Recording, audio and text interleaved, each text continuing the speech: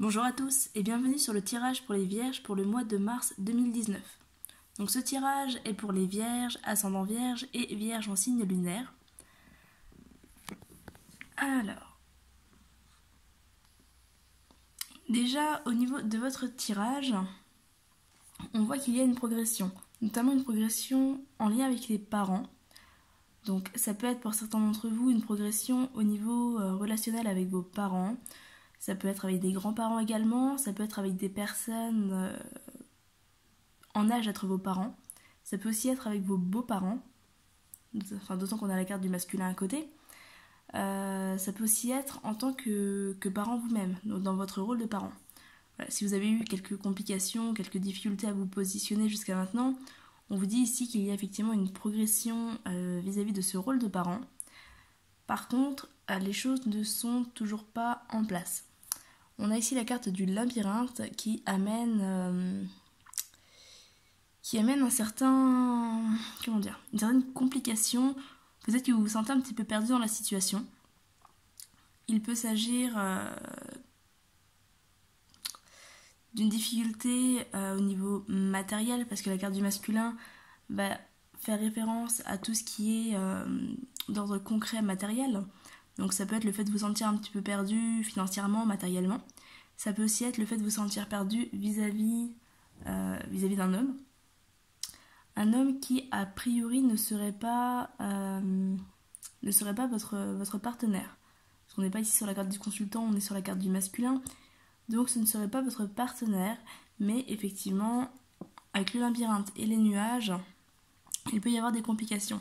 Pour certains, ça peut être une tentation provoquée par un autre homme. Ou ça peut être aussi votre côté masculin, si vous êtes vous-même un homme, qui a tendance à prendre le dessus. Et voilà, peut-être que vous êtes un petit peu perdu, vous vous sentez un petit peu peut-être tenté par une situation, par une personne. Mais, oups, la caméra se sauve. Voilà, mais en tout cas, c'est pas forcément le bon chemin. Ici, on vous dit, hop, avec la carte du chemin, on vous dit que vous n'êtes pas en train de prendre le bon chemin. On vous invite ici à attendre. On vous dit qu'il y a encore un travail à faire sur vous avec la carte des outils.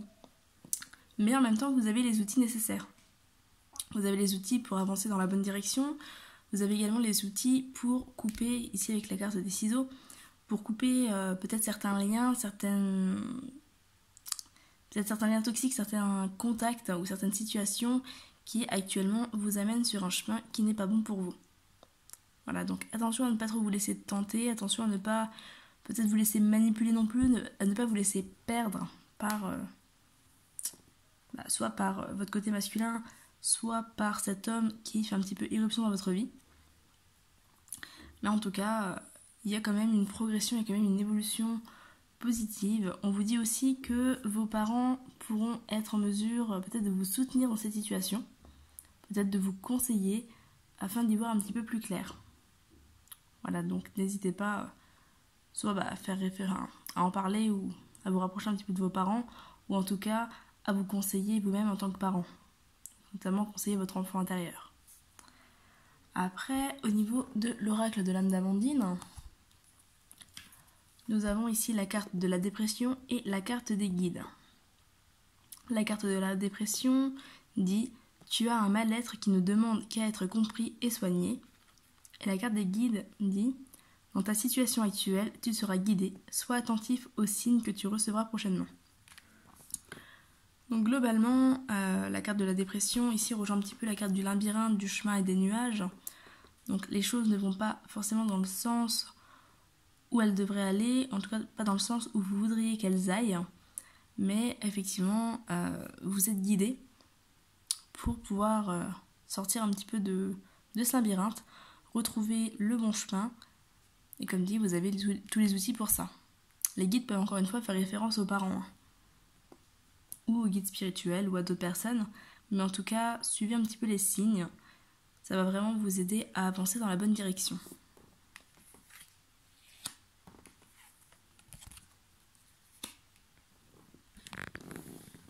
Ensuite, au niveau de l'oracle G, il y a eu plus de cartes que prévu. Donc je vais essayer de les mettre pour qu'on les voie toutes. Voilà.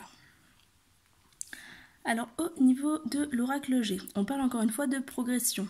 Donc on vous dit effectivement que les choses, même si ce mois-ci, même si les choses ne sont pas encore débloquées, qu'elles sont quand même en bonne voie. Voilà, il y a encore un travail de réajustement à faire sur votre chemin, mais globalement les choses bougent, avancent, progressent. Et il y a un lien avec l'étranger. Donc ça peut faire référence à l'homme dont je vous parlais un peu plus haut, qui effectivement a priori est un homme qui ne fait pas actuellement partie de votre entourage, ou qui en fait partie depuis assez peu. Il peut aussi s'agir d'une personne étrangère, donc d'origine étrangère. Il peut aussi s'agir d'un voyage à l'étranger ou en bord de mer. Voilà, donc à vous de voir en fonction de ce qui vous parle. Dans tous les cas, il y a effectivement du mouvement vis-à-vis de ça. Ici, on parle soit d'un enfant, soit d'un homme de moins de 35 ans. A priori, tout n'est pas très clair. Ici, avec la carte des arts, le masque peut faire référence au fait peut-être de se voiler la face, peut-être de jouer un rôle. Donc soit effectivement cette personne joue un rôle, soit vous jouez un rôle vis-à-vis de cette personne. Dans tous les cas, on vous invite ici à prendre une décision pour établir un petit peu la lumière, pour établir un petit peu les choses, mettre les choses en lumière, hein, pour établir comme dit la vérité. Parce qu'a priori, il va y avoir quelque chose à officialiser. Là, on a la carte de la justice qui peut parler effectivement d'officialisation. Donc quelque chose qui va certainement se concrétiser. Mais pour ça, il y a un besoin de s'affirmer. Vous allez vraiment devoir prendre un choix. Après ici, on a quand même 2 hommes, 3 avec celui qui ressort au-dessus. Je vous parlais tout à l'heure de tentation. Donc peut-être qu'effectivement, il y a la tentation entre 2 situations, 2 hommes, où il va falloir jouer un petit peu franc jeu, vous affirmer, prendre la décision la plus juste pour éviter justement que vous ne preniez le mauvais chemin. Après, pour d'autres personnes, il peut être question de problèmes juridiques avec un homme, peut-être vis-à-vis d'un divorce, d'une séparation, de la garde d'enfants également. Avec l'enfant, la justice, l'homme, on peut être sur une garde d'enfants. Peut-être sur effectivement un souci au niveau de la garde vis-à-vis d'un voyage à l'étranger, ou d'un des parents qui habite à l'étranger, ou de l'enfant qui part à l'étranger. Dans tous les cas, pour tout ce qui est juridique, on vous dit que les choses vont dans le bon sens. Donc voilà, si vous êtes actuellement en démarche ou que vous attendez après des démarches juridiques, les choses vont évoluer dans le bon sens pour vous. Mais il y a toujours ce choix à faire, ce choix à prendre et ce besoin de vous affirmer. Après, ici, nous avons la carte de l'aigle en animal totem. Alors, hop, je vais vous lire le message pour l'aigle. Alors, l'aigle. C'est en prenant de la hauteur sur tes obstacles que tu les transformes en défis. Les mots-clés de l'aigle sont le pouvoir, la nécessité de prendre du recul, l'équilibre, l'authenticité, la création, la puissance, le divin, le commandement. Lorsque l'aigle vous apparaît dans le tirage, c'est une invitation à prendre de la hauteur, à vous élever sur une situation. S'élever, ce n'est pas que se détacher émotionnellement d'une relation. C'est aussi vous connecter à la partie la plus élevée de votre être, votre dimension céleste. En vous élevant, vous vous mettez totalement au service de votre âme. Vous recevez alors les inspirations nécessaires de vos guides pour vous libérer du regard de l'autre.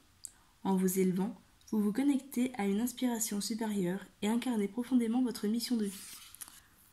Voilà, donc ici encore on parle de guide, ce qui rejoint la carte qui était là. Le fait de vous laisser guider pour sortir effectivement de cette situation qui n'est pas forcément très très plaisante pour vous actuellement. Prendre de la hauteur, prendre du recul. Alors, le message de l'aigle. Je suis le roi des oiseaux. La simple évocation de mon nom inspire le respect de l'accomplissement, la crainte et l'envie. Je fascine par mon rayonnement et l'amplitude de mes ailes. Les chefs affirment leur pouvoir lorsqu'ils détiennent une seule de mes plumes. J'ai acquis ce pouvoir par une lutte constante vers la vérité. Je connais la source du mystère. Mon lien avec le Créateur est permanent. Je suis relié à l'origine du monde. Je viens te voir car tu es prêt à m'accompagner. Avant de me suivre, regarde-toi dans le miroir. Que vois-tu? Quelle image vois-tu? Es-tu attaché à ton image et à ce que les gens pensent ou disent de toi? Es-tu prêt à traverser la glace pour partir à la rencontre de ta vérité?